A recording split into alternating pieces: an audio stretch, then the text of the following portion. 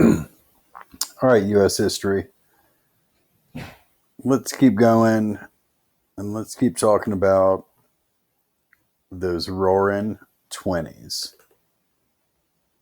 Saw that yesterday's video has a total of 0 likes, 2 views thus far. We'll take it. I assume one of those is mine. One of them might be my mom, but might be one of y'all, in which case, good for you. So, we're going to talk more about the Roaring Twenties today. I think tomorrow we might do a deep dive on one of my favorite figures from this era, a guy named Jim Thorpe. He was a Native American football legend, professional baseball player, Olympic gold medalist. So he's a guy who I've written about. I really enjoy for a number of reasons. I think tomorrow we're going to do a deeper dive into him. But for now, we'll just hit some of the high points. Attached on your classwork page is a link that will teach you how to dance the Charleston. So I expect you all to follow that link and to master the dance move for when we meet again. In the meantime, I'm going to try to present this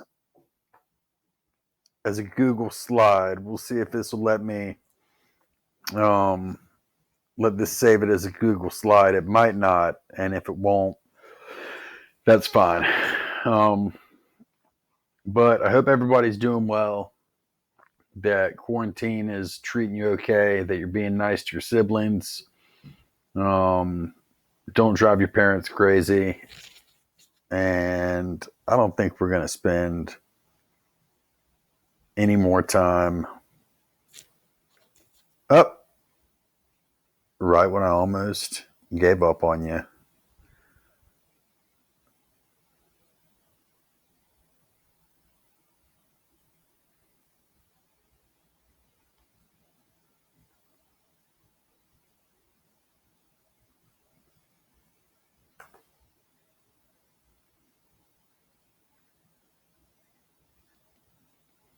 All right. Hopefully this will work. And this one isn't very long.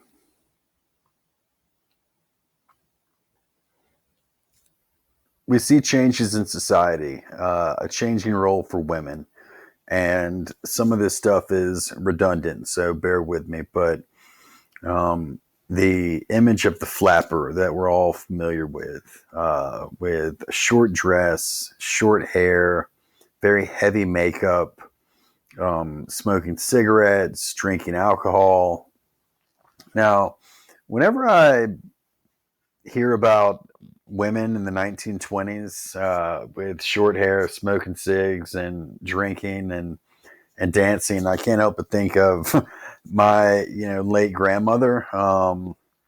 And I just want to specify that not every woman was smoking and drinking, just some, and just a lot more than did before this era. So another thing with makeup is we were seeing the start of movies, right? The first motion pictures. We're seeing advertising in magazines, and women were being marketed to. This idea of female beauty was being used as a marketing device for the first time on a massive scale. So makeup, stuff that before might have been considered tawdry or scandalous, women were starting to do that. Around this time, they also earned the right to vote. And then we discussed yesterday the way that having to fight or having to work in factories during World War I helped to inject women into the workplace as well.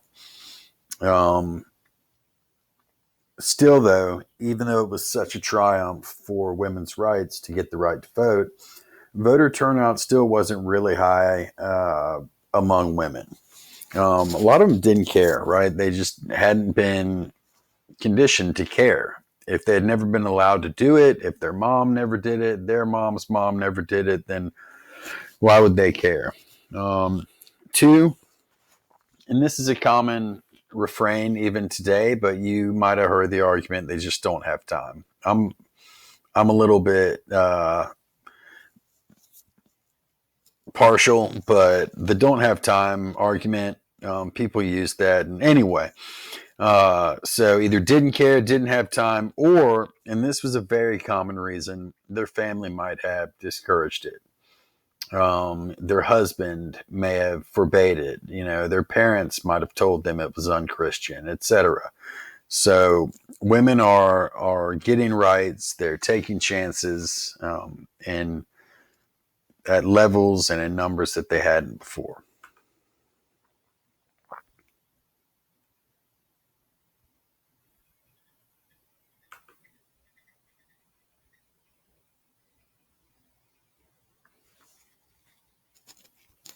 We start to see this shift in urbanization, a rural to urban split. Agricultural products prices fell. So with farming, when that became less lucrative, when you can make less money farming, people started moving to the cities. As a result of that, attendance in high schools shot up, and people across rural America had this fear that what they call traditional values were gonna die out. Because for the first time, that was no longer really, this rural image was no longer really the mainstream in America, or at least it was losing its grip. We see the Great Migration as well around this time, where over 4 million Black people moved to the North because of A, factory jobs, but B, really maybe even more so than factory jobs. This was an era called the Jim Crow South, which was marked by extreme racism, and essentially um, it was an effort, an extended effort by the. It was the closest thing Southern politicians could do to keeping slavery while having it be abolished. So you did see a lot of Black people fleeing the South during that time.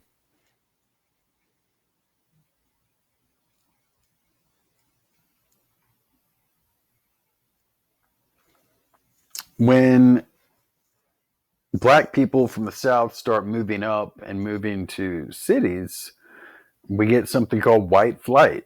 This still is something real estate agents and business professionals talk about in 2020. But Black people moved in, a lot of white people moved away.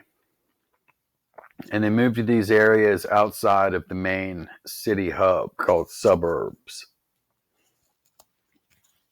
Cities built transportation to get workers from their suburban homes downtown to the business centers.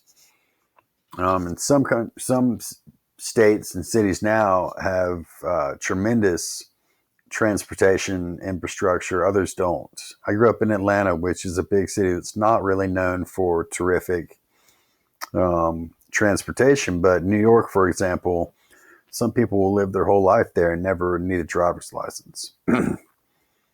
um, Society, American heroes. This guy was one of the biggest heroes of them all, probably the biggest hero for a long time. A man named Charles Lindbergh. Lindbergh was the first American, the first person ever to fly from New York to Paris nonstop.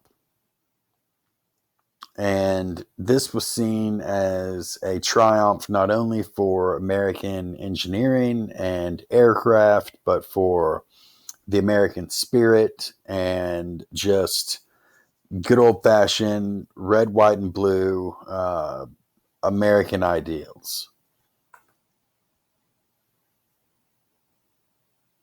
I don't think this is going to let us watch this.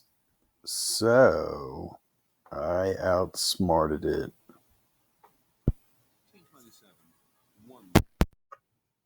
Put aviation and himself on every front page in the world.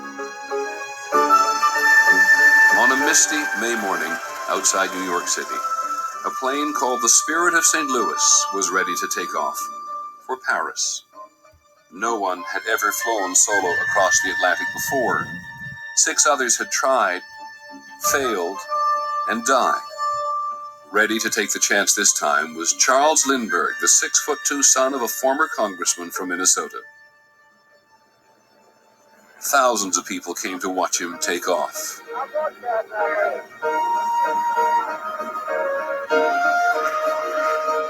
Once he was out of sight, it seemed as if all America held its breath.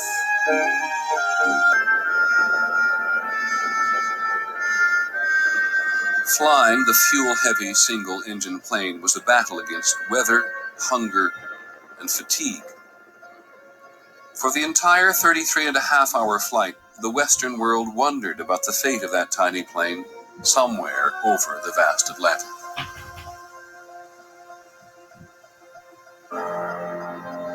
It was a Saturday night. They hadn't heard from him for a long time. And I was walking up 125th Street and someone shouted, "They found him." He was flying over Ireland, and within an hour or so, he landed in Paris. 100,000 Parisians were there to welcome the shy young pilot. Lucky Lindy emerged from his plane carrying only a razor and a passport. His flight had represented the best of an era, a mastery of modern technology joined with old-fashioned values of courage, individualism, and hard-won achievement. When Lindbergh came back, it was as though he walked on the water. The public couldn't get enough of him. He was the star. There wasn't a woman in America that wasn't crazy about him.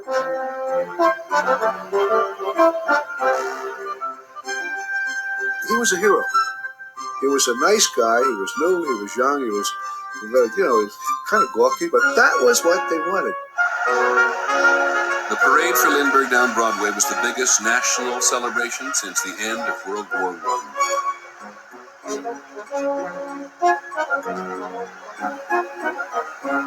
Everybody became Lindbergh. They became the person that he was and represented. It was great. It made a big impression on me. It was very exciting for all of us because we realized that a young man could do great things.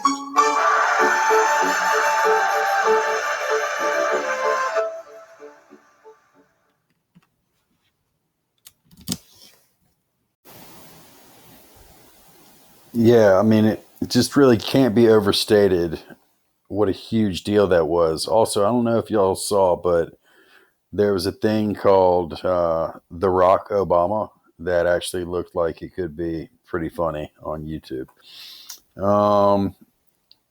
Moving on.